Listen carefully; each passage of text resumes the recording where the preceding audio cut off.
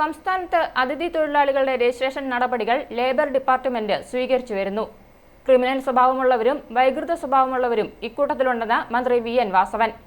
അന്യസംസ്ഥാന തൊഴിലാളികളുടെ ഇടയിൽ നിന്നും അതിക്രമങ്ങൾ വർദ്ധിച്ചു വരുന്ന പശ്ചാത്തലത്തിൽ കൂടുതൽ പരിശോധനകൾ നടത്താനുള്ള നടപടി സർക്കാരിന്റെ ഭാഗത്തുനിന്നും ഉണ്ടാവും. ലേബർ വകുപ്പും ഓരോ പോലീസ് സ്റ്റേഷൻ കേന്ദ്രീകരിച്ചും കർശന പരിശോധന നടന്നു വരികയാണെന്നും മന്ത്രി പറഞ്ഞു.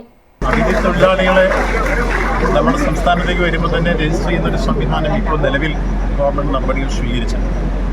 പ്രത്യേകിച്ചും ലേബർ ഡിപ്പാർട്ട്മെൻറ്റാണ് ആ കാര്യത്തിൽ അവരുടെ ബയോഡാറ്റ എല്ലാം തയ്യാറാക്കി രജിസ്ട്രേഷൻ നടപടികൾ സ്വീകരിച്ച് അതിൻ്റെ അടിസ്ഥാനത്തിലാണ് ഓരോ ക്യാമ്പിലും പ്രത്യേകമായി അവരെ പരിശോധിക്കാനും ശ്രദ്ധിക്കാനും ഒക്കെയുള്ള സംവിധാനം ഇപ്പോൾ ഏർപ്പെടുത്തിയിട്ടുണ്ട്.